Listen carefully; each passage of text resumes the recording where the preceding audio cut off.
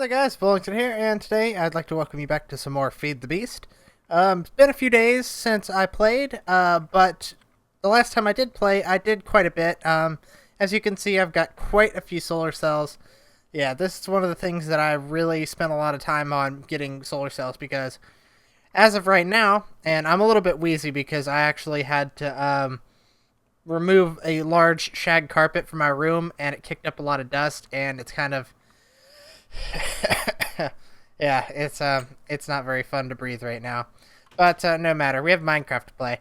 But yeah, I've done quite a bit of stuff in here. This right here is a transposer. I got into that. I made one of these. It's a pulsar, I believe. No, it's a timer. That's what it is. And every time it times, it will pull a little bit of ore out of here, and it will put it into the macerator. And you're probably wondering what this is, but then again, you're probably not, because Feed the Beast has been out forever. This is a pneumatic tube, and I believe it's part of Red Power. And what makes it better than Buildcraft pipes is that Buildcraft pipes are very, very stupid. They will, if you were pulling stuff out of this chest into the macerator, when the macerator filled up, all of the block, it'll still keep pulling them. It'll just keep pulling them until it shoots them out all over the ground.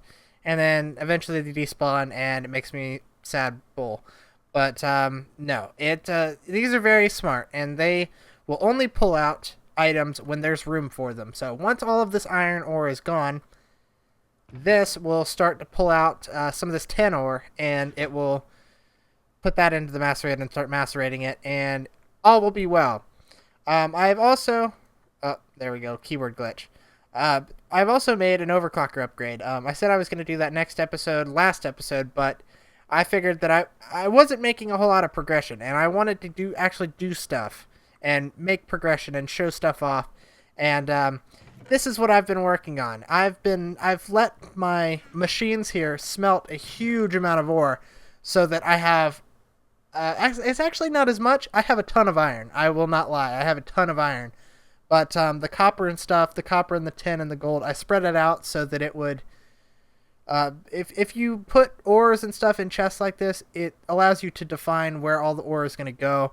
So I put all the tin here because I know it's going to fill up this row. If I didn't, it would probably put the tin over here, and then it would put it here, and then here and here. But I wanted to dictate my own sorting method for the chests, so I put them like that.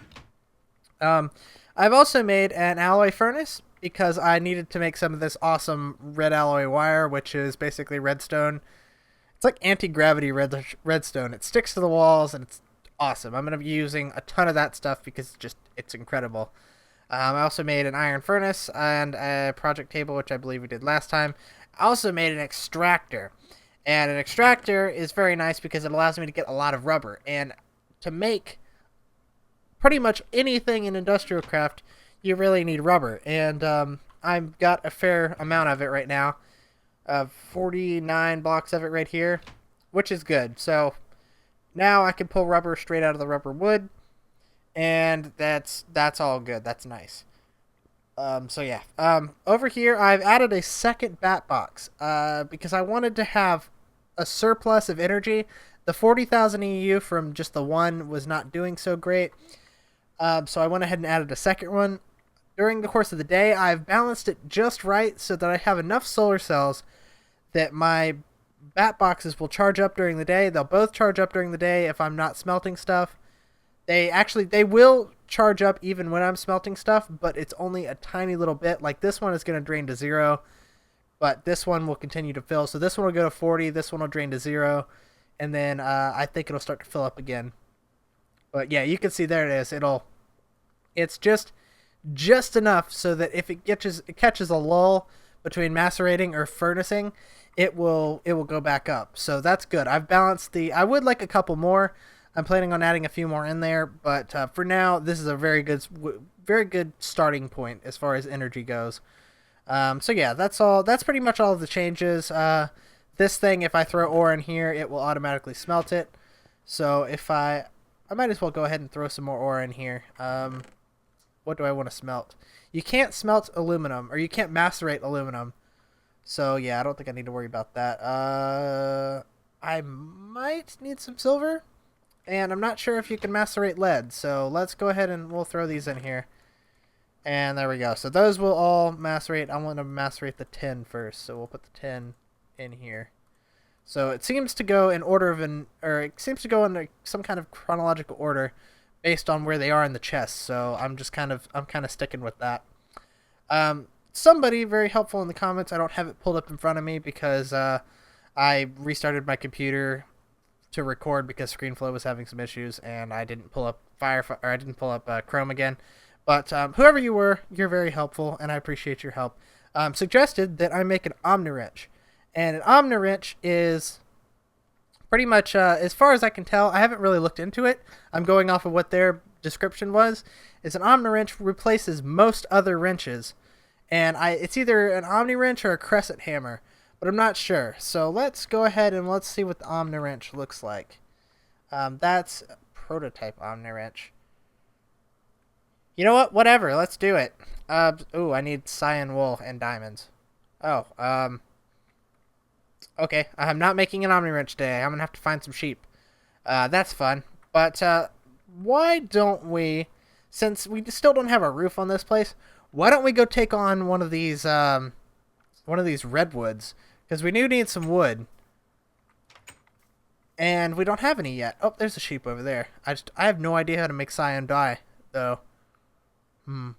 It's good to know that there's sheep here. That's kind of nice. Alright, so we'll go ahead and we'll go make some... Ooh, I almost got lucky. I thought he was cyan, but he's gray. That's a shame. Alright, so we're going to go deep into the heart of the forest here, and we're going to find one of the 4x4 redwood trees, because they are the easiest to cut, and we're going to take it down. And it doesn't take very long, but it is kind of boring, so I figured I'd talk about... Really? Downfall. There we go. I hate rain. It's just irritating. Oh wait, is it about to be nighttime? Did I totally plan this wrong? I should be okay. I should be okay even if I'm up in a tree at night. That should be fine. Alright, I don't want to cut down the tallest one in the bunch.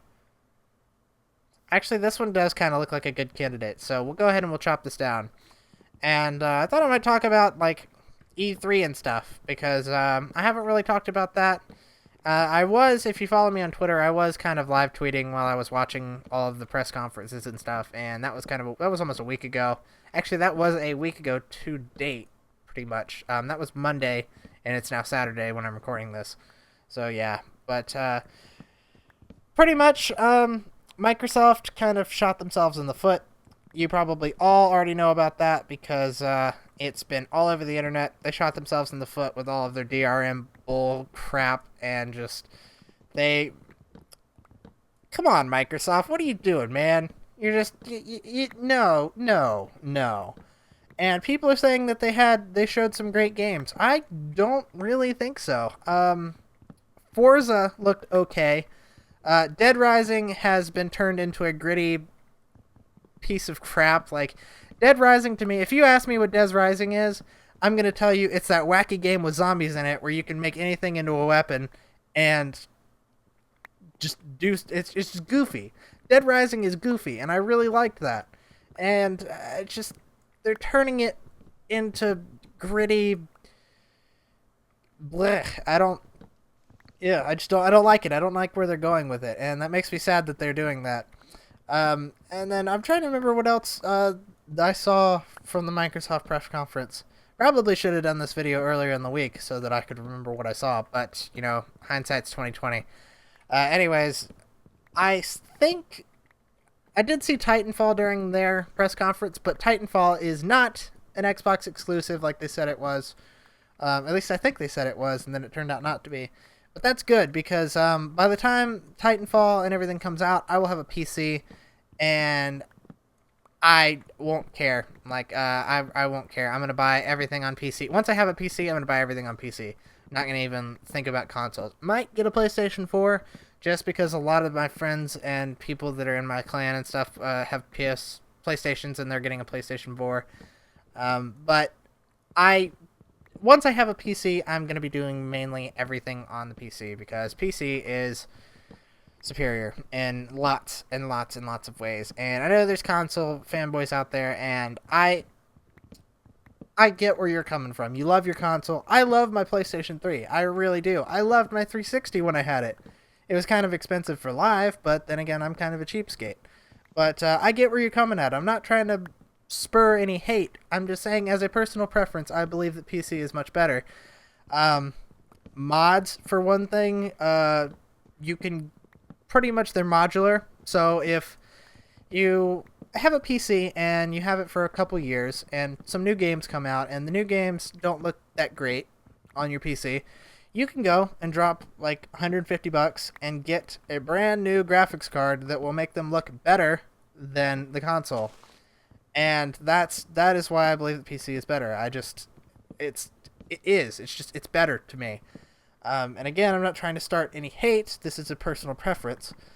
But I might, like I said, I might be getting a PS4. Definitely not getting an Xbox One, because an Xbox One is just the most unbelievable piece of anti-consumerism I've seen in a while.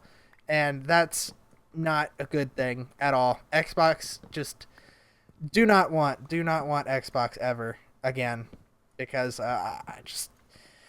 it's just bad. And just the fact that, okay, whenever I think of Xbox One now, all I can think of is Don Matrick, that little video clip that Boogie 2988 talked about. It was him saying a reporter for Spike caught Don Matrick at E3, and he said, well, what do you say to the people that don't have internet, like the people that are overseas, soldiers, people that are in rural areas, people that want to that have like a vacation house, like a beach house or something, and they don't want to pay a huge fee for internet. What do you say to those people? And he says, well, we already have an offline device, and it's called a 360. That's kind of a slap in the face. That's kind of like saying, oh, well, to all of those soldiers overseas that are pretty much, they might not be over there because they want to be. They might be over there for the scholarship. They might be over there because it's a family tradition and they want to keep their family happy. There's a whole lot of reasons that people go into the armed forces, and not all of the time they want to. And just making their time even worse, where they could come back to base and sit down with some friends after going on patrol or something, and they could be in possibly an extremely dangerous area. They could be deployed in some of the really bad parts of Iraq, Afghanistan, all those in the Middle East, all over there, and around the world. There's soldiers deployed over in areas near Syria and stuff like that. And just to say to them, for everything you do, you can't get a little bit of enjoyment from our device. No, we're not going to let you, because we think that most of our consumers are pirates, and that if they don't have an internet connection, well, screw them. They don't. It's so bad. It's just so bad. And I've lost so much respect for Microsoft. Like, I used to really, really like Microsoft. When I had an Xbox, it was the greatest thing in the world to me. I didn't have a laptop. I had a little bitty frickin' Mac Mini that I searched the internet with, and I got, almost 4 stacks of logs. But, it's just, what are they thinking? I mean, seriously, what in the world were they thinking when they decided that it needed to have this DRM stuff? It's just, good God, I need to stop rambling about that, because I'm going to give myself a headache trying to rationalize Microsoft's horrible decisions over the last few weeks. But, yeah, it's just, I'm not going to lie. When Sony went up there and they said, I was watching the keynote live, when they went up there and they said, PlayStation 4 will not require online connectivity. We support used games. We support indie developers. I was clapping. Like, I was sitting at my computer. I was clapping, because that's just, they hands down won this battle with Microsoft. And it's just, God, I just don't know. I don't know what they were thinking, because they are just, I'm talking about Microsoft again. They're so bad. Just do not ever want an Xbox anymore. And when I heard about the Xbox One, like before they announced all of the really horrible things about it, I was like, oh yeah, I might give it a chance. I might go Xbox this generation. But nope, not gonna happen now. Definitely not ever getting an Xbox. And it's just if they were doing their DRM stuff, that's fine. They can do whatever they want because it's their console. But when they start saying stuff like you can only have one copy, you can't share, you can't take your games to a friend's house and play it. That for a huge part of my gaming life, my gaming, I wouldn't even call it. I could call it a career, but I really won't. For a huge part of that time that I've played games, I would just I would take my games over to my friend's house. I would be like, dude, got the new I'll use Call of Duty as an example because this was a time when I actually played Call of Duty, and this was like Modern Warfare 2. I'd be like, dude, I got Modern Warfare 2, and my buddy would I'd call him and be like, dude, I got Modern Warfare 2. He's like, damn, I don't get paid for another 3 weeks. I don't get it. I can't get it yet. Can I try it out? Can I play it? Can I see what it's like? I'll be like, sure. I'll be over there in 20 minutes, and we're gonna blow shit up. That's gone with the Xbox One. That doesn't happen. And you can the lending to the families and stuff. That's a load. That no, it's just it's so wrong. It's just so wrong on so many levels, and I've lost so much respect for Microsoft. And oh god, forgot that this hole was here. But yeah, if I'm getting a console this generation, it will be a PlayStation. Because I especially like used games. When a game gets old to me, I will go and I know I shouldn't take it to GameStop because that's GameStop. There's a whole I could go on a completely different tangent about GameStop. GameStop is pretty bad unto themselves, but it's the convenience because if I go to GameStop, then I have an actual library of games that I can look at. Like I can physically pick them up, look at the box art, read the back, look at the stuff like the one of the things that I don't like about digital is they don't make it really easy to see things like resolution is a perfect example because for a really long time there were very few games on the PlayStation 3 that supported 1080p. Killzone was actually that's a really bad example because Killzone was one of the really early titles. Trying to think what was a good example of this. There was a lot of things that didn't support 1080p, and I had just bought a 1080p TV. I wanted to play in 1080p, and being able to go to GameStop and go pick up the box for the game and see that it's in 1080p or not. That's a huge deal for me. I really like that, and I also like the ability to go and take my physical discs in. It's just something about it is I don't know. I wouldn't go so far as to say like therapeutic, but it's just I like something about going and walking into GameStop with a bunch of games that I haven't played that I won't play again, and then just walking out with a brand new game that I'm gonna really really enjoy. There's just something about that I really like. I really really like that, and with the Xbox One, that's just doesn't exist because sure they've allowed the option to turn in used games, quote unquote, at the publisher's discretion. Which, if you remember, if you follow anything about that, you'll know that the publishers are the ones that wanted to kill the used games industry in the first place. So putting it in the publisher's hands, I guarantee you that there will not be a publisher. EA especially. EA, if you give the option to EA will say no. You don't get to turn in used games because EA is for all they're evil. They are evil. They are really very evil, and that makes me sad because EA unfortunately has most of the games that I want to play. EA is the publisher for them, and that sucks. And I realize that I can't put these here because it will disrupt. Oh no. Oh, nice. Okay. So I don't have to put those there. That will block one of them. But yeah, there we go. So there we go.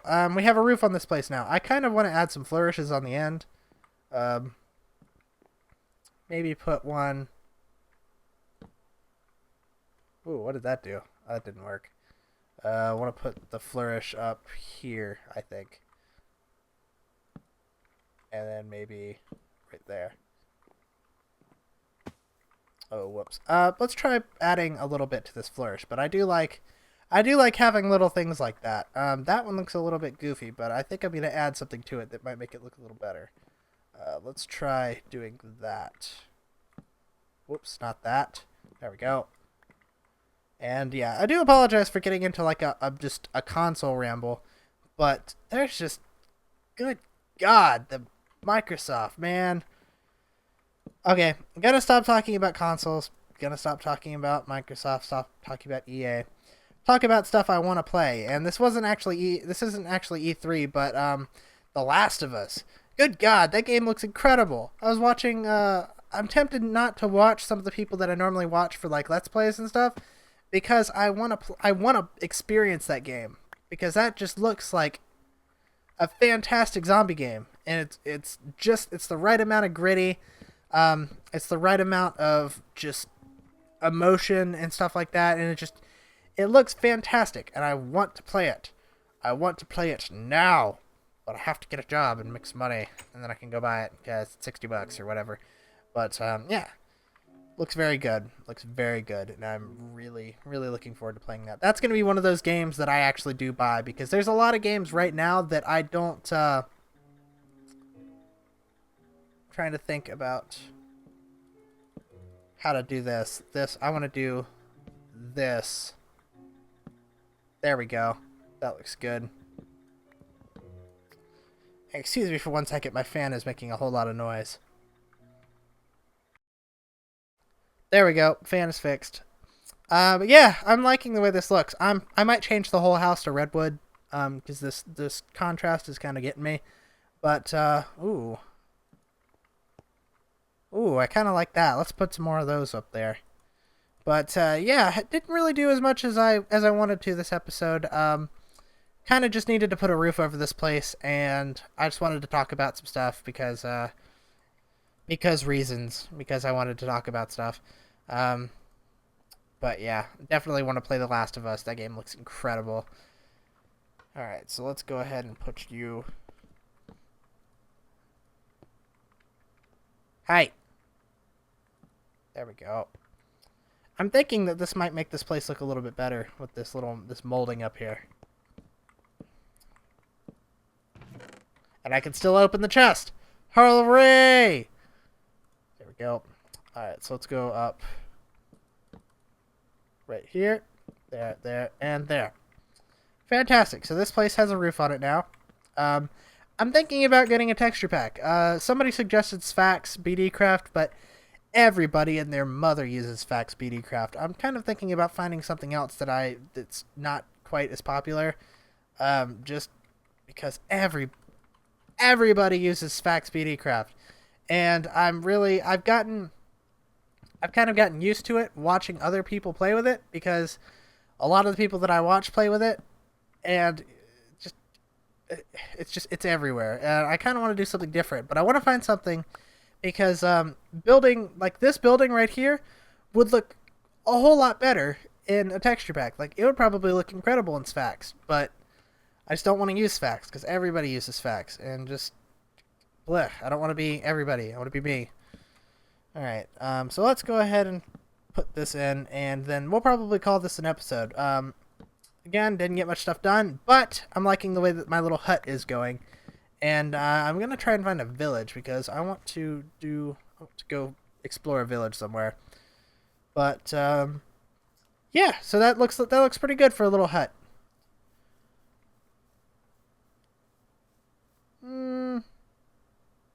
It's okay. I'll try looking at it in a texture pack. That might help sufficiently. That might really help if it looks at a texture pack. But yeah, that's probably where I should stop for now. I've been going for quite a while. So we got the roof on this guy. I showed you guys around what I've done in the industrial craft realm right there. Next episode, not quite sure what I'm going to do. I'm thinking about building another building and starting on a storage place with some pneumatic tubes and some barrels and stuff. But we'll see. So we'll see what comes on. We'll see what goes on next episode. So until then, I'd like to thank you for watching. For Feed the Beast, this is Bullington, signing off.